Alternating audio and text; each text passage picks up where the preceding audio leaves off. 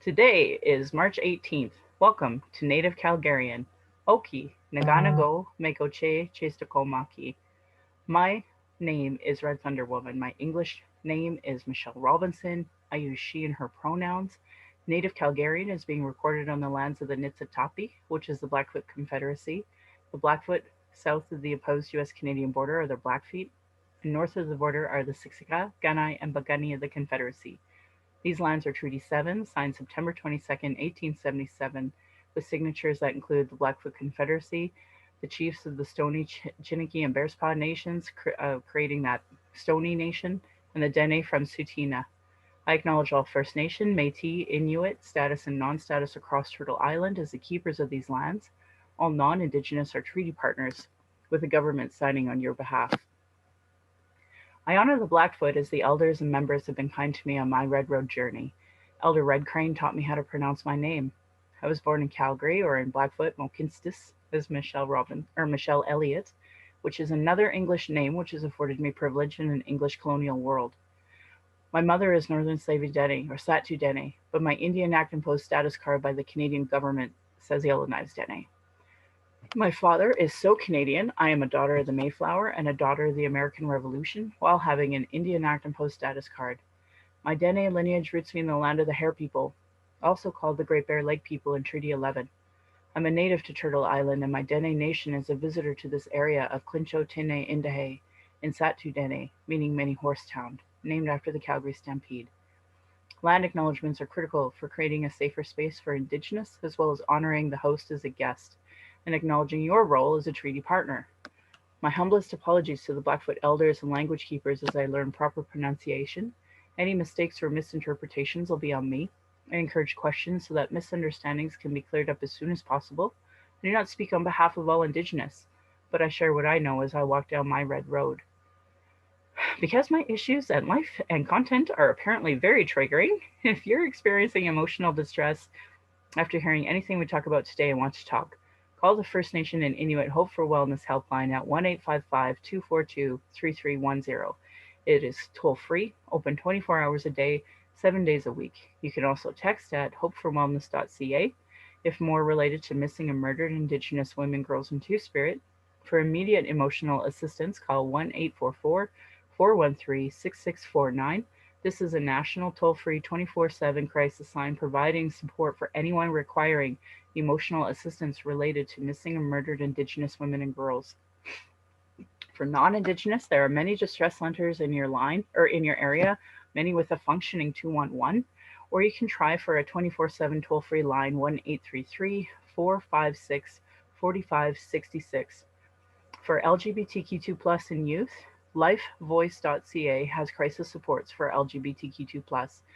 My Patreon account is Native Calgarian, where you can pledge and support. Thank you, previous donors, for watching and supporting the show. If you value listening or watching and you can afford to give, thank you. For those that cannot afford to give, I would love to hear from you at nativeyyc@gmail.com. You can send in your comments or your questions. I also have a YouTube channel where you can subscribe.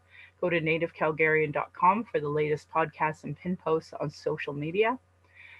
Today is one heck of a day because I was lucky enough to come across and start speaking to Cory. Now, if you've listened to my previous podcast, you know that I've spoken about Lillian, and this is Lillian's husband, Cory. So I'm just going to invite him to come off of mute and come join me and introduce yourself in the way that you would like to introduce yourself, Cory. My name is Cory Ashley. I am the husband of Lillian Van Ass, White Thunderbird woman. Um, she is from Sandy Bay, Ojibwe, which is Manitoba. Her and I met in Alberta, and we ended up back in Alberta where she perished Christmas night. And I'm 50 years old. I was born 1970. She was 40, born 1980. She should not be dead. And unfortunately, she is. And this is a topic that needs to be discussed because there's too many things surrounding this that are not correct. And I plan on fighting this tooth and nail, as well as I plan on fighting for protection of other people And people should not have to go through what I'm experiencing, what I'm going through, or what my wife had to go through on her last night on earth in their living body. Yeah.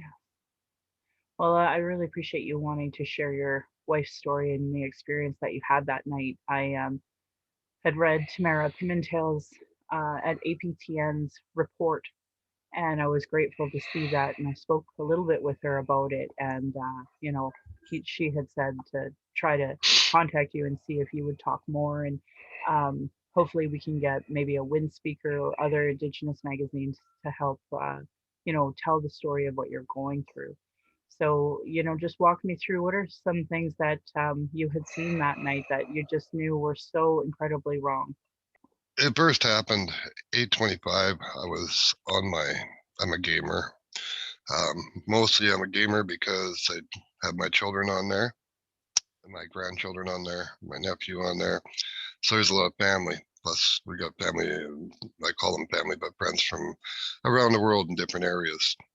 Um, we had a friend staying with us because it was Christmas time, and he came to spend Christmas with us. He said, Cory, your wife needs you right now. Something's wrong. She's in the room. I put my headset down and I went to my wife instantly. As soon as I opened up the door, she was beet red face, white lips, dripping sweat, telling me, I can't breathe. It hurts, honey. Something's wrong. I dialed 911 instantly. Took 12 minutes, 47 seconds from the time I started my call for the ambulance to show up. Two ladies exited the ambulance. They came in as quick as possible. They got in there, of course, COVID questions, stuff like that. We went through, and then they looked at my wife, and she starts talking to my wife and realizing my wife's barely answering her one-word sentences, having problems breathing. Um, she's looking, she's like, this isn't good. She tried to take a temperature, and her machine wouldn't take a temperature. She couldn't figure out what was going on. It was malfunctioning. She felt my wife's head with the back of her hand. She said, she is burning up. She goes, take a look at her. She goes, white lips. She goes, this isn't good. So she listened to her lungs. She said, she's got restricted breathing in her right lung. She goes, there's something going on here. She goes, we need a second ambulance. We need to carry out now, because she knew my wife didn't have the strength. Called a second ambulance, said, when you enter this house, wear full PPE, personal protective equipment. Because of COVID and stuff, I looked at the paramedic and I said, is that, you're worried about COVID and stuff? And her eyes just opened up wide. I got nodding a yes, and I was like, okay, this isn't good, because my wife just went through this a month ago and was tested for COVID, but it was due to pain. She had abdominal pain. We've been going through that for a while. The second ambulance arrived, full PPE. They came in. In the meantime, I helped the paramedics, of course, strap my wife to the spine board. My wife was yelling, screaming a few times. I was trying to calm her down. The ambulance attendant told me, she says, Cory, you need to follow us. She says, give us a few minutes. She says, and then follow closely behind. She says, just let us get into the hospital. They left here at 9:02. By 9:05, they arrived at the hospital. By 9:15, they had transferred her into the hospital's care. By about 9:22, I was at the hospital. 9:25, I was in that room with my wife. Well, there's no oxygen hooked up. I walk in, I'm like, what's going on? Why is my wife not hooked up to oxygen? One of her main problems is breathing. She should be hooked up to oxygen right now. And nurse, well, we're waiting for the lab tech and the doctor to get here. I'm like, you don't need a lab tech. You don't need a doctor to know when somebody's having a breathing problem. You put them on oxygen. That's your first thing. I said, I'm not a doctor. I know that. I said, you're a registered nurse. And she just ignored me. Then she goes to the call button and says, the call button has to stay over on this table, which is about 6 feet from my wife's reach. I'm like, why? She says, well, it's remote and it doesn't work very well from here. And where we were was in the far, far northwest corner of the hospital. It was down a long corridor where they brought me to. It was, I'm going to say 60 feet, I guess, 55 feet from the, what do you call it there, the nurses' station, and down two long corridors. Now, this room, when you look down either hall, there was nothing. They were both kind of dim and dark. Doors were open, all doors were darkened. And so she's basically shoved in the farthest corner of the hospital away from everybody. Now, they're worried about COVID or anything. Well, number one, why is my wife not on oxygen or anything? She had just that little finger oxygen thing hooked up to her, which I found out afterwards, those are not very accurate. Not only that, they don't really do what they need to do. When it comes to medical things, there's a lot of things they cannot read, diagnose, or anything. And um, I learned a lot about the going ons at a hospital and the difference of how you're written up and stuff. There's a CTAS level. It goes from 1 to 5. 5 is being very simple. Somebody might need a stitch or they bruise their knee or something. Whereas 1, you're having cardiac arrest now. You need emergency now. I was stated very clearly by one of my investigators. She says, your wife was definitely a 2. She should have been marked a 2. It was a couple of weeks after I got out of the hospital after this all happened. I received my wife's medical report. My wife was written down as a 3. My wife was written down as 0 oxygen problems, skin perfectly normal for her skin tone, arm strength, leg strength, all perfectly normal. I'm reading this going, what? I threw it the first time I read it. It took me a few days to pick it all back up and start reading again when I realized I have no choice. I have to go through this. The nurse wrote her up as a perfectly normal human drug seeking. The very bottom corner on the page was she ran out of her methadone, prescribed 27.5 milligrams per day, and she took 15 milligrams yesterday morning and she ran out and she's out of her methadone. Wrote her up as she was just there drug seeking. I had 4 paramedics, my friend here, myself here, and later on that evening, a recorded conversation or a recorded video that I did of my wife, 9 minutes and 41 seconds long, that showed my wife was in major problem. Now, when this all started, I couldn't figure out what was going on. Of course, I'm in the hospital. Why are they not assessing my wife? I was informed later, even if somebody is written down as a 3, there's still supposed to be a nurse every 30 minutes checking vitals, checking, temperatures, checking all this stuff, making sure there's doing stethoscope, listening to your lungs. None of that happened, period, the whole time I was there. It was between 18-ish minutes after I got there that the lab lady showed up, and I had been already twice yelling at the nurses to do something. We're waiting on lab. Came over the loudspeaker once after I pushed the button. They just came over the speaker. Cory, we're still waiting on the lab tech and the doctor to get here and that, and you're just going to have to wait. I yelled down the hallway at them. They still ignored me. When the lab tech showed up, she was rude, and I mean rude. And she's like, Lillian, you're going to have to get up and walk with me. I said, where's the wheelchair? She goes, well, I don't have one. This is a COVID room. I said, then go get a wheelchair. She goes, look, I don't have one, and I'm not going to get one. I said, go get a wheelchair right now. I said, my wife can barely walk. She can barely make it to the bathroom back because we're breathing. Get a wheelchair. She goes, your wife can walk. And she's walking with me. Lillian, and she just totally ignored me, went to Lillian and said, get up right now. Well, I had to help my wife up. She forced my wife to walk from there to the lab.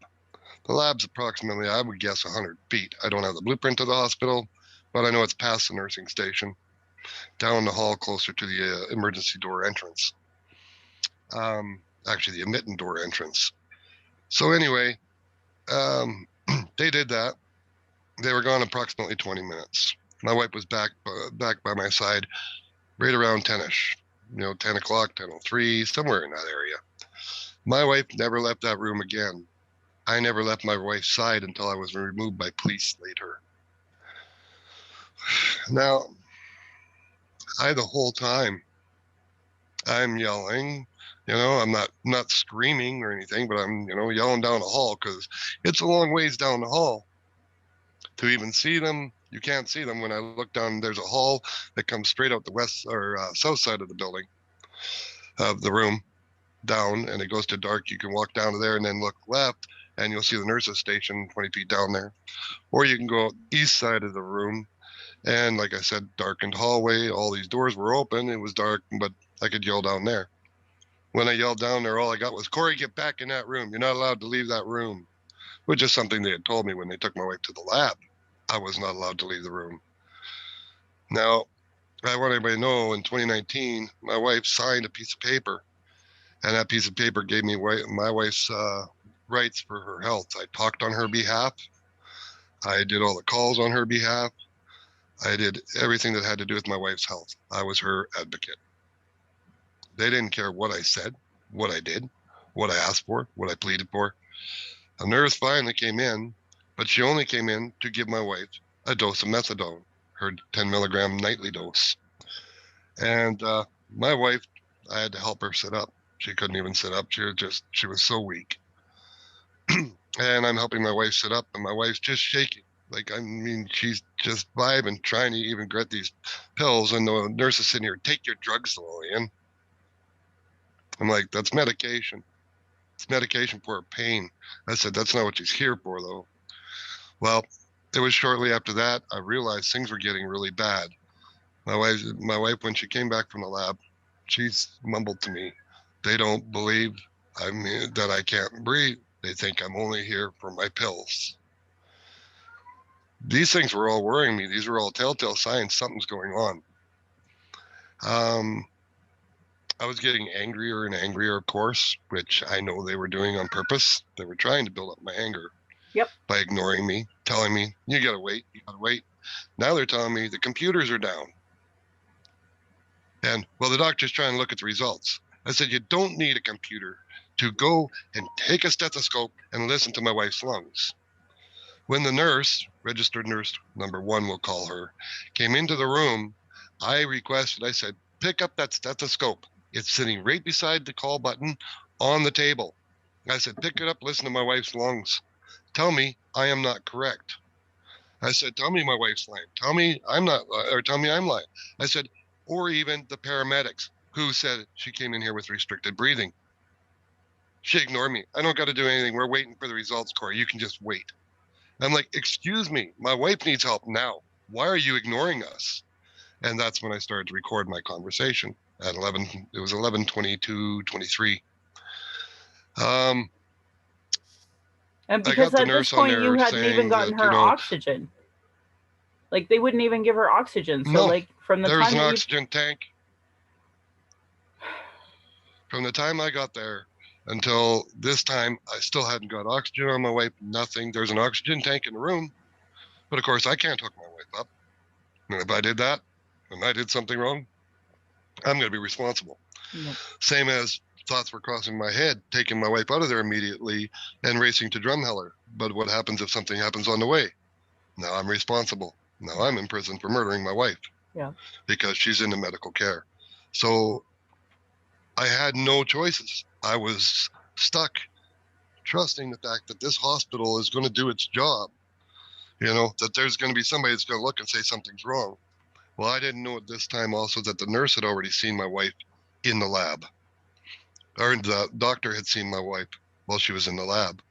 Approximately 9:55 when the doctor got there, she went and see my wife immediately. Well, I was explained by one of my investigators.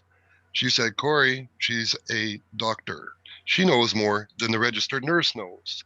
And she would have known instantly looking at your wife that your wife was in trouble. She goes, it was ignored not just by the nurse, but also by the doctor. I'm like, okay, well, this isn't good. This is angering me because, like I said, I went over everything. I started that recording and I had the nurse on there saying, well, your wife admitted to the doctor that she took too much of her methadone and she's ran out now. And right after that, which was something that Tamara Pimento did not put on the air, was my response to it. It was actually written in afterwards. And my response was, yes, my wife ran out yesterday morning. However, my wife is not here because of that. My wife is here because she cannot breathe, and you guys are not doing anything about it. I was getting angrier and angrier. And then this little tiny security guard starts telling me, Cory, you can't record in here. You can't record in that. We have our rights to the privacy. The nurses have the rights. And I'm like, privacy? I said, they're not doing anything. I said, have they been taking care of my wife? I understand. I said, but I do not trust this hospital. I do not trust these people. I said, nobody's doing anything for my wife. And my wife's laying here struggling to breathe. I said, she has no oxygen. She has no help. Nobody's investigating. Nobody's looking at my wife. Nobody's checking anything, not her vitals, her stats, nothing.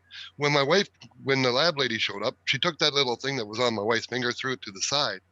My wife was never hooked up to anything. She laid on the bed after that from 10 o'clock on with nothing monitoring her. I got a letter from patient relations. Oh, she was being monitored and everything. No, she wasn't. I'm sorry, but they're outright lying. My wife Yeah. was not being monitored. I have video proof of No, they can do that. that. I went through the system and I seen what they did with my birth. I seen what they did with a candidate of ours who she chose to run over, trying to spend $40,000 suing the health. Like this is their mo. This they cover themselves up. They're self governing. They get to pretend, you know, make up reports. That's just their mo. Yeah. Yeah, well, they don't get to make them up this time. I'm not letting them. I'm not, one thing there is about me is I'm not a stupid man. And I am a very, very, very resourceful. I'm also very, very stubborn.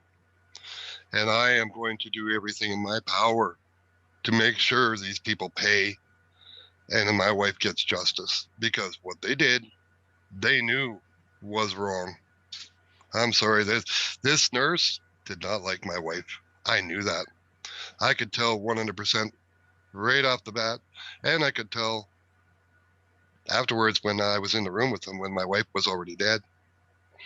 Um, I guess when I was removed close to midnight, somewhere around midnight. I'm waiting for the my ATIPS report to show up, which is kind of the protection, for the police, how their cameras are and their audio equipment and everything. You got to go through a big process to get those details, the notes, the audio equipment, any video, which I have requested. Took me a few days to figure it out, but I did. Because when the police showed up, it was one constable showed up. That constable came and said, Cory, they want you to leave, blah, blah, blah. You got to get out of here. I said, I go, look. I said, I'm not even recording. And I showed him my phone. I said, I've stopped recording. I said, I'm here for my wife. And he said, he goes, well, there's nothing I can do. They want you to go. You have to go. He said, I'll give you a minute with your wife. Well, I asked him, I said, look, sir, I said, they're not helping her. I said, my wife can't breathe. I said, I need help. I said, can't you do anything about it? He goes, no. He goes, I got no rights here. He goes, I'm just a police officer. I said, well, you're removing me. I said, help me. And he says, well, there's nothing I can do. He goes, it's their job. They're the ones that know what they're doing. I don't. I'm not a doctor. I said, I go, yeah, well, you're a police officer. You should be able to protect, but he wouldn't do anything. That's He the best refused. joke you've told me so far, Cory. Yeah, well, pretty much facts. Yeah. Well, they don't protect. Anyway, like I've the podcasts on their lack of protection for it's Indigenous women. yeah, there was none. Yeah. And I'm sorry, I'm telling him my wife cannot breathe. He can see her. She's laid over. He can see my wife's not doing good. I went up to my wife. Well, when I tell my wife I love you, she always says I love you back. Always. All I got was a mumble. My wife was going down fast. I knew she was going from a 2 to a 1 now that I understand the CTAS scale. It wasn't good. And I had no choice but to be removed from this hospital. The police took me and walked me outside. Of course, take off the COVID stuff. As I'm walking outside, he says, Cory, can you wait in your vehicle for me? I said, yep. So I started a second recording when I was in my vehicle. He wasn't gone that long, a few minutes, and then he came back out. And I had him on recording. Of course, I didn't pick up my phone. It's just all that you hear on there is the audio. I kind of had a chuckle with him when I found out who he was because I had a separate case going with him, but had never met him. And then I said to him, he goes, well, Cory, he goes, they've taken her vitals and that, and she's doing fine. And I'm like, yeah, no, she's not. But I'm not going to argue with the police because I'm not about to get myself arrested and not be able to do anything. Yep. He said, he goes, Cory, he says, she'll be fine. You'll be able to pick her up in the morning. They're going to keep her for observation overnight. I'm like, okay. He goes, yeah. He goes, they decided to keep her. Well, I know they're keeping her because, I argued with them. And I told them when I was walking out of the hospital, I said, if you do not help my wife and protect my wife and something happens, you guys will rue the day. Now, they can take that however they want, but it's a straight up legal statement. They will rue the day. I will legally take them down. And I am doing so. I am doing just that. I have requested third-party unbiased investigation. An unbiased investigation means I want an Indigenous investigation done on this. I have requested it through my wife's band. I have requested it through Grand Chief Jerry Daniels' office. I have been promised, hasn't happened yet, but I've been promised this is going to happen because my wife was First Nations. I have a bunch of investigations going, but every one of them, they're all white investigators. They're all white investigations. That's not unbiased. I'm sorry, that's all biased. And I'm white myself, as you can see. I'm actually Actually, we can't see English, you. Irish, Scottish, Ukrainian, Cree, and French. Ah. Oh, you can't. No, Oh, okay, good. Well, you've never had I'm video on. English, Irish, Ukrainian, Scottish, Cree, and French. Mm. Okay. Well, I didn't know that. Should I put video on? I can. Yeah, that How would do you have do been that? great. Oh, well, that would help. I didn't know. That's okay. I guess we should have figured that out earlier. Anyway, um, yeah, I'm white. I do have some Cree in me, but when I first met my wife, I didn't care. I looked at her and I fell in love at first sight. I asked her many, many times through our relationship because it was almost 17 years. And I said to her, I said, well, honey, why me? I said, of any guy, I said, at the time I was toothless, bald, and yeah, I worked hard, but she looked at me and she says, you grew on me. Yeah, I've never had so much love in my life. It took us years. It took us years. We went through, the ups and downs of every family and relationship do, but we got to a point where there was love and there was no way stopping it. The last few years had been the most amazing. We moved to this town to actually help out a white couple of our friend of ours, the pastor who married us and his wife. His wife has MS. Apparently, she got a broken back, and then they were at a Bible study, and she fell off the stairs when they were leaving and broke her arm. His job was in jeopardy because, of course, health people can't pick people up, can't move them around. So he called me. We talked. We were living in BC at the time, and I told my wife, and she says, "Well, how come you're not packing?" I'm like, "What?" She goes, "We're moving there now." And so we did. She didn't care. She wanted to be here to help, and that was who my wife was. Um, well, after I was removed, like I said, I did the video. I was called back at 2:37 a.m. I had fallen asleep just before 2. I fell asleep in my chair, and I had all these thoughts run through my head, of course, and I get this phone call and then a second phone call because I didn't wake up to the first one. I went to answer the second one and I just missed it. And I listened to the recording. Cory, get here now. Cory, call the hospital immediately. Your wife stopped breathing. I'm like, okay, so I called the hospital. Didn't ring and a half, and they had answered. And I can't guarantee it, but I'm pretty sure it was the doctor that answered and said, Cory, your wife stopped breathing. I said, well, is she okay? She goes, no. And I hung up the phone and I raced to the hospital. That only took me 2 minutes because I'm not far from the hospital and I got past the little truck. I got there and I was brought in by what I thought was police, but it was actually hospital security. They had called back from Drumheller. So they had time to set this all up and have the people in there and have the people down the halls, people in the room with my wife. And it was a packed little tiny room. After I put on a mask, was brought down to this room. Um, I seen the one nurse. She was standing at the end, calling things out, and she was just standing there. She stared right at me when she said it's been 45 minutes with no pulse. And she said since we found her, but I found out that was something else to do with. Wasn't really since they found her. Um, I went over, like I said, everything. I knew when I walked in that room, my wife was dead. I knew right away. There was no life there. She had been gone, and she'd been gone for a long time. They were pushing a stool up. I sat down. They're like, don't lean back. You're on a stool. I could tell. I'm not stupid. Um, a few of them tried looking at me, went to say something. I said, don't even look at me. I said, you guys killed my wife. Yep. I'm, of course, calling out my wife's name, trying to get her to come back. And that's when I put my hand under the blanket and I touched my wife's leg and it was cold.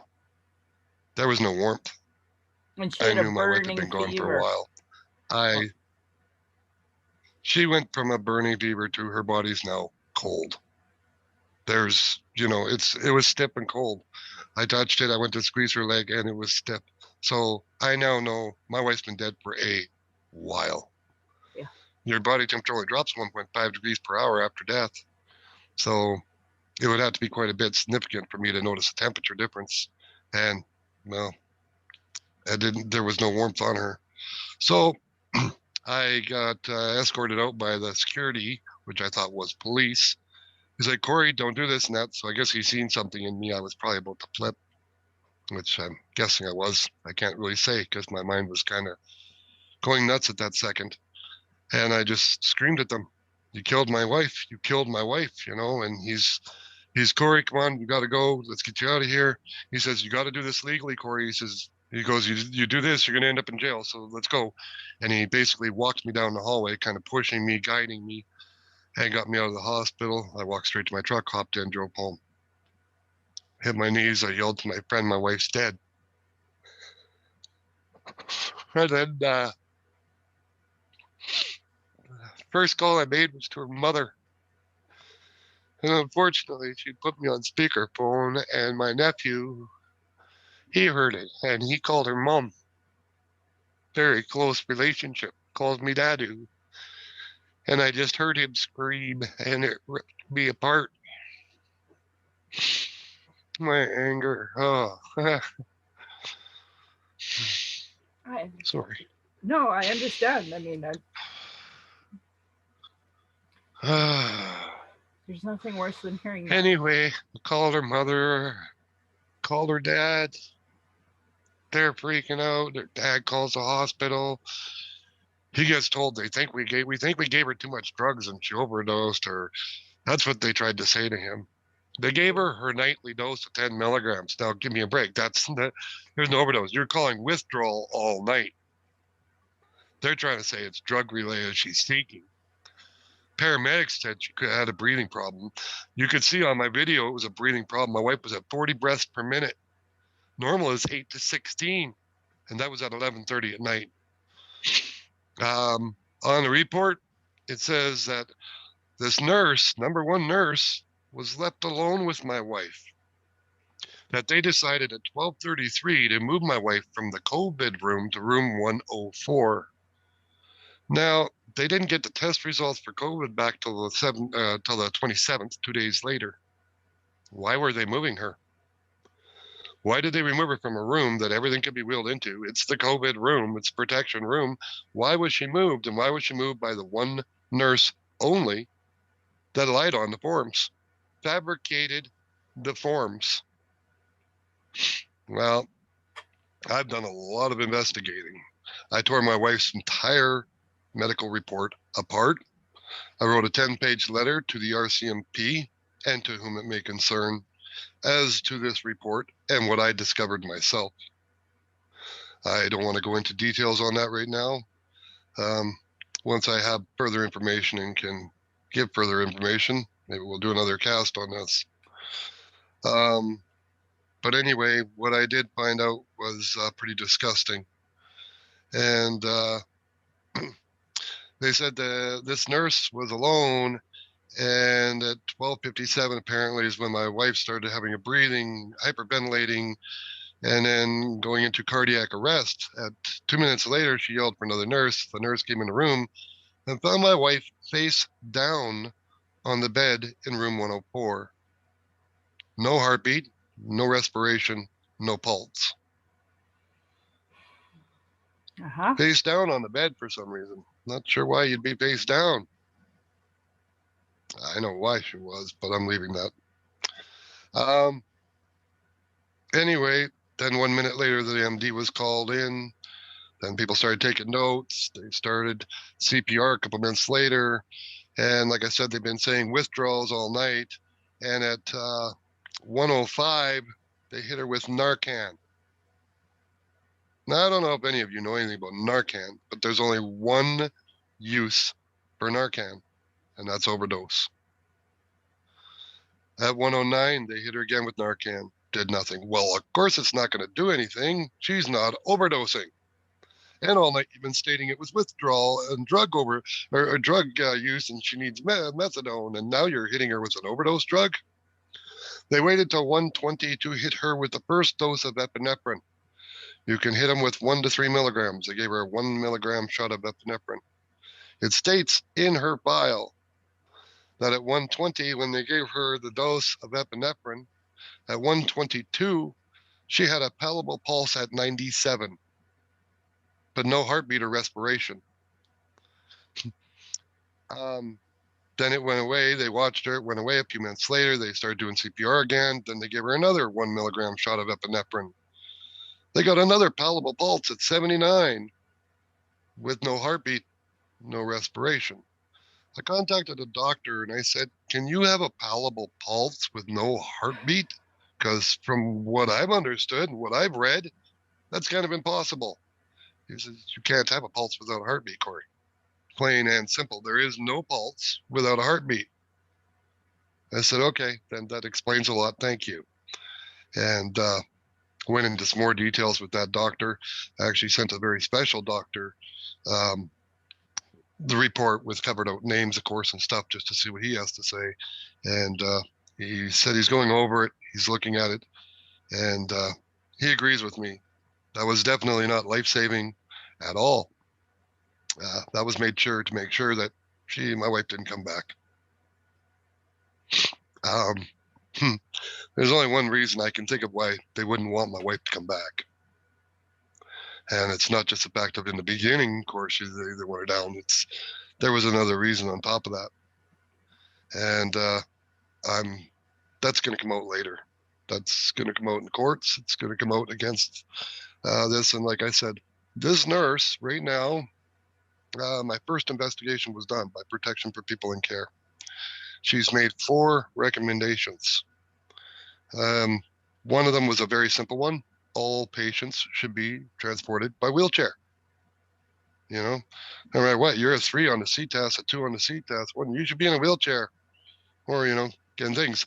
Not once did they even try to use a defibrillator on my wife. Not once anywhere in the records does it show them trying to bump start my wife's heart.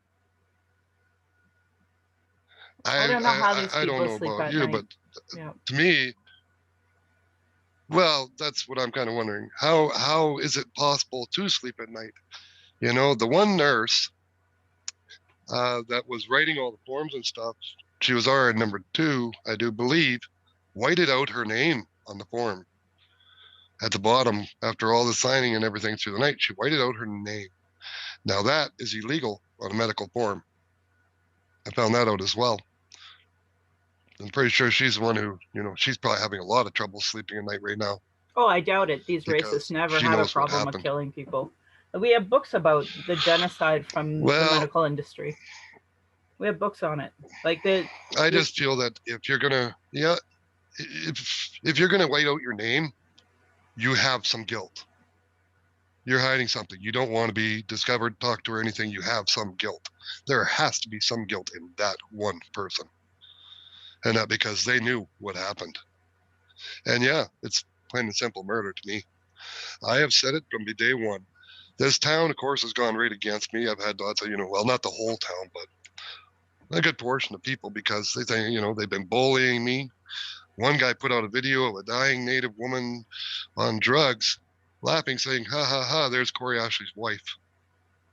what? Now, this guy's been, yeah, this guy's been bullying me since a few months after we got to this town, along with his little band of bullies. I was told by the police, and that they, investigated, went through, yeah, we went through the whole thing, talked to the bylaw, because in 2012 it was called Soviet Hannah, a write-up in CTV, and CTV, there was a bullying bylaw put in this town in 2012 because of how bad the bullying was back then. I have letters from people. One guy that says his kid stood up for himself in school and was bullied so bad they're moving. Now, that's pretty bad. People are moving because of bullying.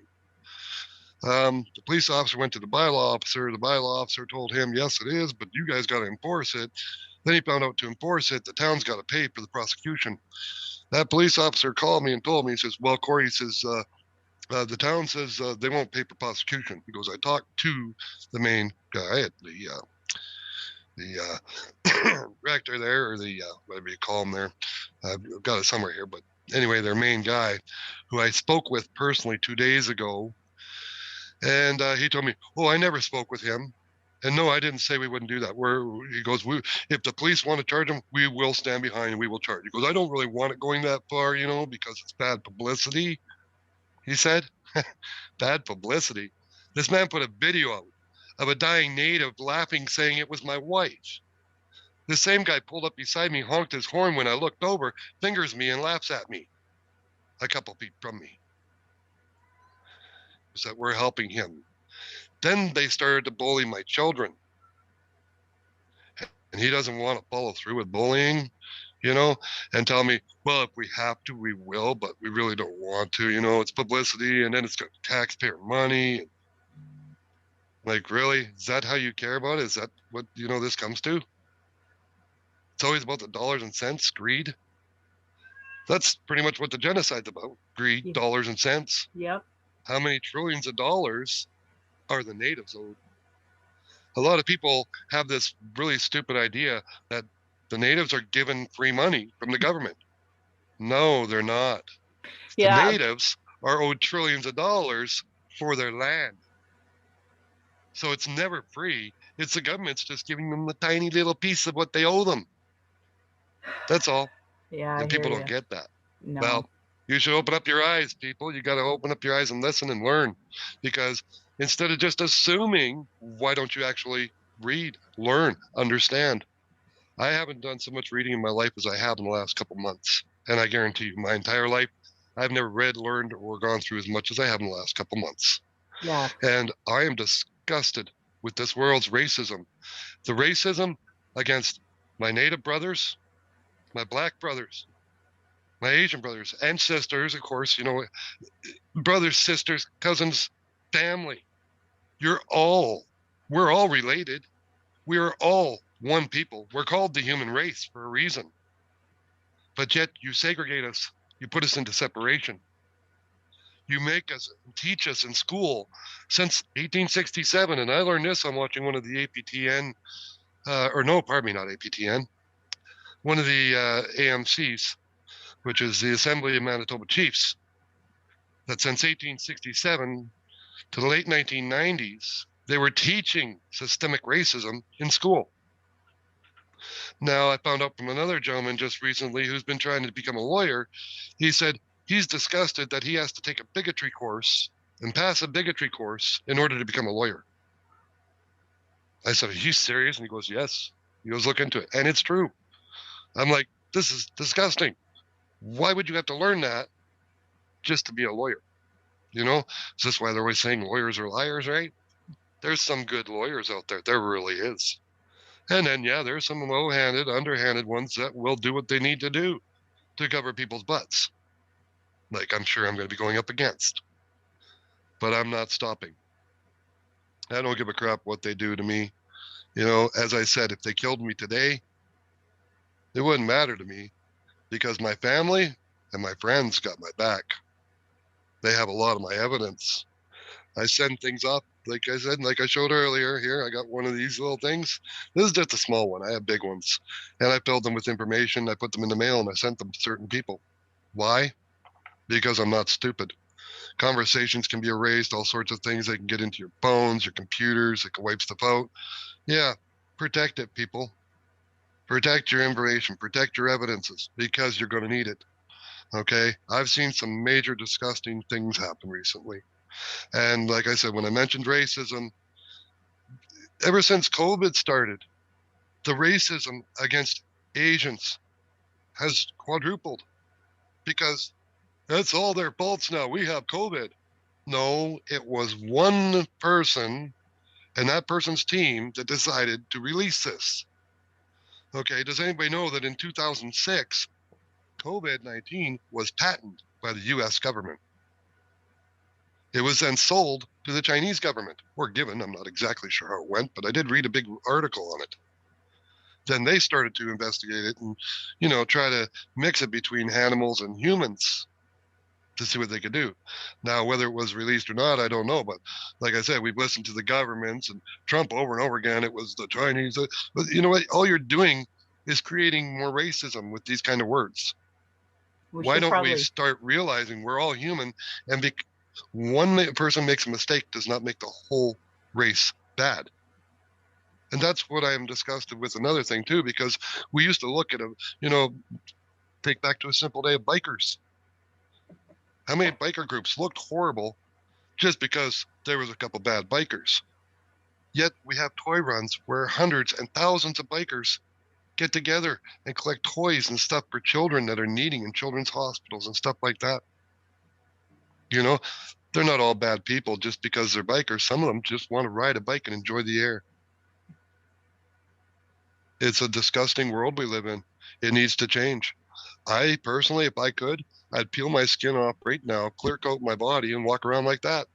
Mm. Then they wouldn't know who I am. They wouldn't be able to tell what my skin color is because I wouldn't have a skin. And if anybody realized, if we all did that, we all look the same. Yeah. That bleed red thing goes a long ways. It's very factual, but it doesn't change the fact that if you peel the skin off, every single human being looks identical. Yet, I believe it when it was, came to Lillian, they wouldn't um, properly diagnose it. So, and that's the problem is that, yeah, I agree well, with you, but I know the way the system works and the bias you said was instant, that they instantly didn't like her. And that's just instant bias against Indigenous women. And that's just incredibly unacceptable. But that's mm-hmm, ultimately what killed her.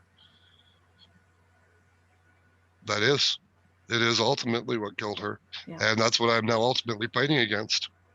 And it's, um, a lot of people in this town say, "Oh, Cory's saying all this stuff and that the town should sue him for slander and that." And I said, "Bring it on." Hey, mayhem. And I said, "Bring it on."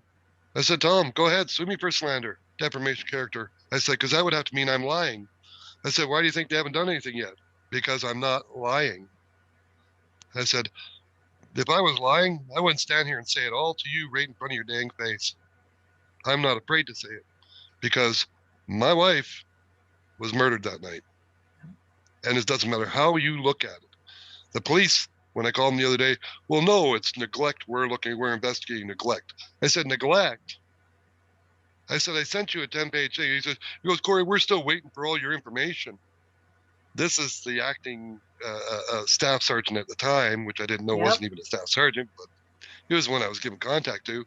And he says to me, he goes, "We're still waiting for all your paperwork." I said, "Well, that's pretty funny because I forwarded it all on the 25th of February to your constable, which Constable Eliason Bernard, who said, 'Cory, forward me all your stuff. We're going to actually investigate this.'" I said, "He told me he had talked to you and you had told him to start getting information from the hospital. Obviously, that's not happening if you didn't even know that he has the information." I said, "So where's the truth lie?" I recorded my conversation with him. He told me he also spoke with medical examiner's office. So I called them up.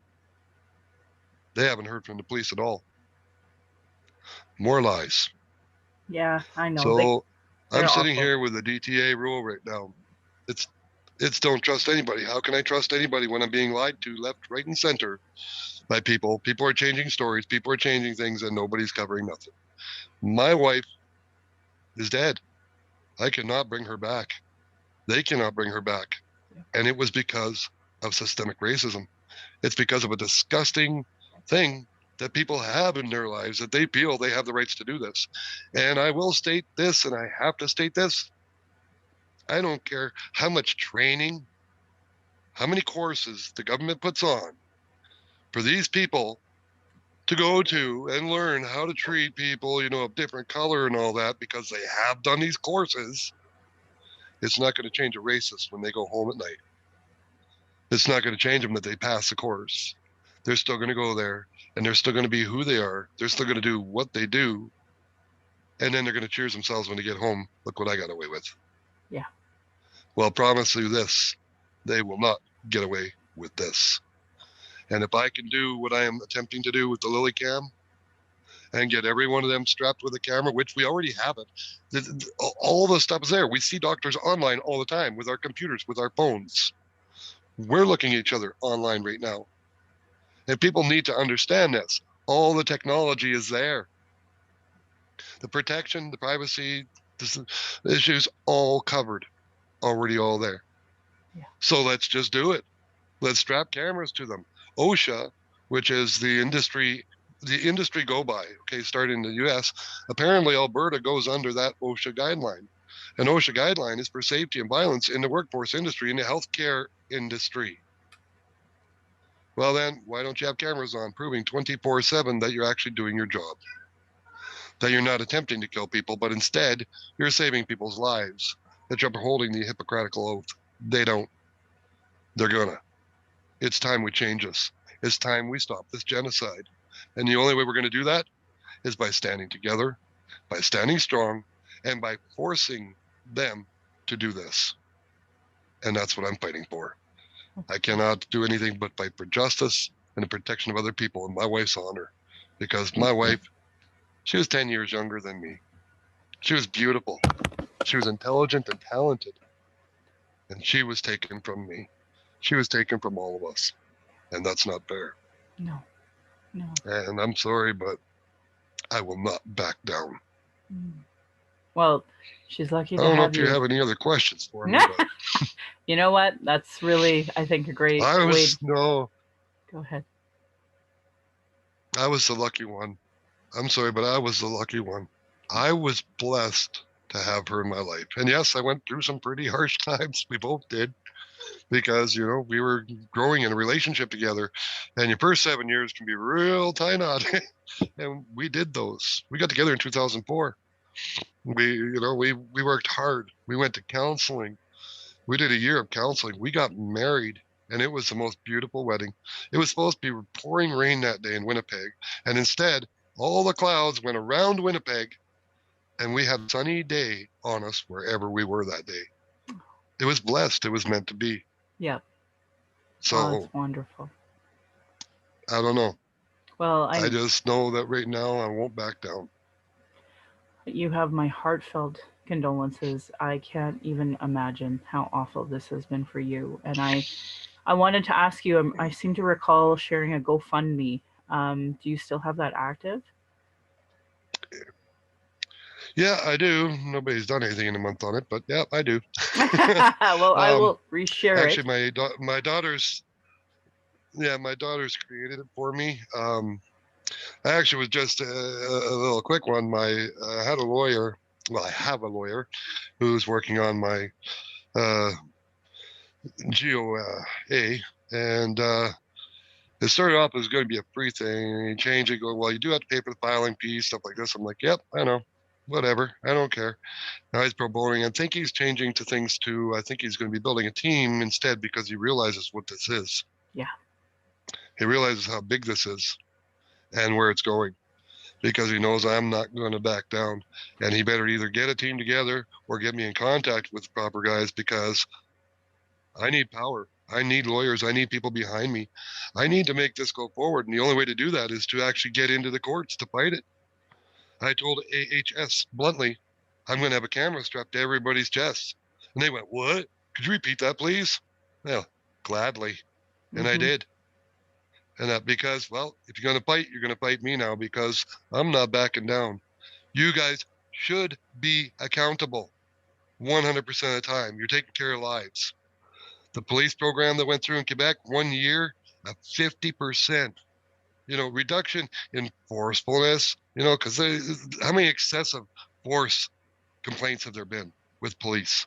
Yeah. Crimes and all that. It was deducted by 50%. That's a huge number. Yeah. Well, you put a camera on doctor's chest, I guarantee you it'll be more than 50%, Wouldn't that be because great? they're now held 100% accountable for their actions. Yeah. It would be great, because no more can they judge people or be racist about skin color. They have to treat everybody equally, and that's huge. Yeah. Equality. Wouldn't it be nice to be able to walk in and not be afraid to go to the doctors anymore? There's so many people I hear that are afraid to go to an emergency room. People that have spent a man that spent a month with his wife because of it. Yep. Yeah. Yeah. I'm And I'm gonna. afraid I can't go back to this one though. I was told that if I go here, I'll be charged for trespassing and arrested if I go near this hospital. How's that for funny? That's just because they're scared. Well, don't be scared of my violence.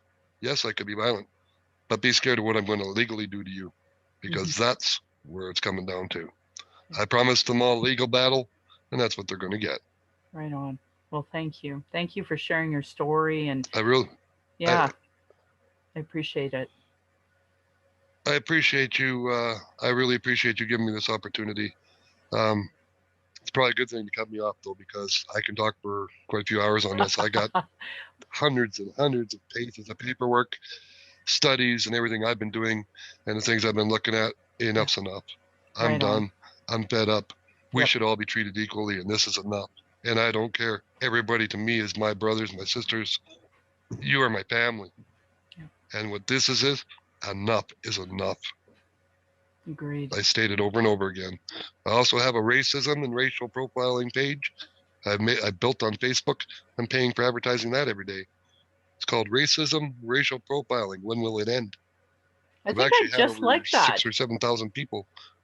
You Yeah, know what? I'd love very to possibly. collaborate more on that with you because that I think that what happens is that we are all a little segregated in our little initiatives. So, for example, I've been working on trying to collaborate with folks across the nation on, name changes of racist schools and racist things, and having some really great podcasts as a result of it. But that bigger picture of collaboration and teamwork, right? Because you have to build relationships together. So, it would be really great Yep. to kind of centralize a lot of that and say these initiatives are happening here, these are initiatives are happening there too. So, I'd love to help you with that and expand Well, it. I would love to see it expanded because people, like I said, they need to know. We need to get this out there to everybody. Everybody needs to have an opportunity to be able to sign, to, know what they're signing, read about it, understand it, and be there for people and, say, yeah, I want to be part of this Yeah, because we agreed. need to stop it. And the only way to stop it is to actually action. Yes. Well, and So that's the don't mind whole me. I was just trying to conversation. plug in my charger. Oh, I'm grateful. Okay, well, I am going to do my exit, and I welcome you onto my show anytime. And then offline, of course, we can chit chat or collaborate in different ways as well. So I'm really Hmm. honored that I got to spend this time with you. Thank you so much, Cory. I appreciate for you having me on here and being able to tell my story. And I really want to give updates when I can and let you know where it's going and what's happening because the story's not over No, and it's just actually the beginning. yeah, They agreed. did the worst thing they could have done in my life, and my wife does not deserve to be where she is now. No, agreed. I So appreciate you fighting God this bless. fight, and God bless you. All right. So I'm going to do my Thank exit, you. and I encourage you, if you want to chime in, that you're more than welcome to. I'm proud that this podcast has given solutions and included cultural safety training or cultural first aid in almost all of them to create a safer space for Indigenous people of color, those with a disability, and LGBTQ2 plus to speak. I want to say thank you to the authors of Cheryl Ward, Chelsea Branch, and Alicia Fridkin for heretohelp.bc.ca of Indigenous people, cultural safety, and why I should care about it, that I repeated in the first 100 episodes. Their work are those cultural action tools that I have said. So please support Indigenous work like that is a part of your reconciliation work and settler understanding. I'm just lucky enough to highlight them and repeat them here, along with many other resources. Internalized racism and lateral violence is another form of violence Indigenous and marginalized people face through the structure of racism imposed on these lands. Uh, and racialequitytools.org by Donna Bevins has lots of information on what internalized racism is. Do and don'ts for bystander intervention by the American Friends Service Committee. If you see or experience racism, report it to Act to End Racism or text at 1-875-7506-3838. Indigenous have been talking about our issues, sharing our traumas in reports, commissions, and public hearings, just so it can be regularly disregarded, no more. Honor their words, honor the treaties, listen to politicians and their policies and platforms. If they don't recognize the marginalized in their budget with Gender Equity Plus, if they are cutting violence prevention programs and services, Indigenous education, uterus health choices, gay straight alliances, lack of human rights for migrants, immigrants, folks with disabilities, Know that your vote to that party directly negatively impacts marginalized people. Demand that they implement the Truth and Reconciliation Commission report's calls to action, the recommendations of the Royal Commission on Aboriginal Peoples report, the multiple reports about child welfare reform, health reform, violence prevention, and now the 231 calls to justice from the National Inquiry on Missing and Murdered Indigenous Women, Girls, and Two-Spirit. Denying those reports is a form of abuse called gaslighting. Our people are experiencing extreme racism in the educational and health institutions and justice institutions with multiple reports that say the same things. Demand change from the election platforms and politicians. If they don't understand colonialism, racism, privilege, sexism, homophobia, they literally have zero business running. This should be understood by all parties, local politicians, community organizations, sports clubs, etc. A really great article that I read was Before Truth: How Non-Indigenous Canadians Become Allies. If you're experiencing emotional distress after anything you heard today and want to talk, call the First Nation and Inuit Help for Wellness helpline at 1-855-242-3310. It is toll free, open 24 hours a day, 7 days a week. You can also text at hopeforwellness.ca. If more related to missing and murdered Indigenous women, girls, and Two-Spirit, for immediate emotional assistance, call 1-844-413-6649. It is national, toll-free, 24/7 crisis line to help with that. If you are non-Indigenous, there are functioning 211 lines or distress centers in your area, but there's also 1-833-456-4566. If you see or experience racism, report it to ACT to End Racism or text 587-506-3838. And also, there's a trans lifeline. There's the Trevor Project, LGBTQ2 plus youth lines, peer supports, and of course the Kids Help Phone.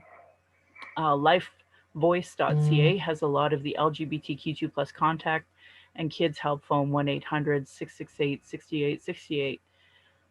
Violence is an everyday reality for Indigenous generations. This is why I started the podcast, to speak freely, without interruption, tone police, without leadership shaming, without gaslighting questions, as many people don't want to hear our opinion but sure want to tell us theirs.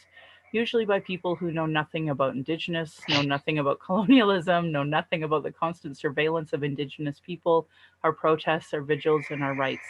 Just typical microaggressions. People dealing with internalized racism, those who are gatekeepers that survive off the status quo, or those who are in their trauma and they stop people from doing the work and deplete the personal resources. Internal and external racism is an everyday reality for Indigenous people. And that's why I started this podcast as a boundary to be heard. I want to say thank you to my ancestors, my granny, my mom, and what strength looks like through your example. I want to say thank you to my dad for teaching me to be strong and blunt, and my stepmom for showing me what a great culture is through her Austrian roots and teaching me to be a proud Calgarian. It is through her I'm a second generation proud Calgarian. I want to say thank you to my husband Darcy for producing and editing this show, being my childhood friend, father of our child, and support down my journey of the Red Road. He's witnessed decades of racism and sexism, much like our guest Cory has. And to our friend to our child who we are blessed to learn from every single day, we're really honored you chose us. You give me daily accountability to be a better, stronger person. And I hope my daughter and my family will be proud in the future of us trying to discuss these present day issues. My Patreon account is Native Calgarian, where you can pledge and support. Thank you to my previous donors for already showing your support. If you value listening or watching, you can afford to give, thank you. To those that cannot afford to give, I would love to hear from you at nativeyyc@gmail.com, where you can send in your comments or your questions. I also have a YouTube channel where you can subscribe. Go to nativecalgarian.com for the latest podcasts and pin posts on social media. And I want to end by giving side eye to those Calgary rabbits. You're lucky I'm not tradish. My beautiful cousin would reply, or you'd be in my dish. Thanks for tuning in.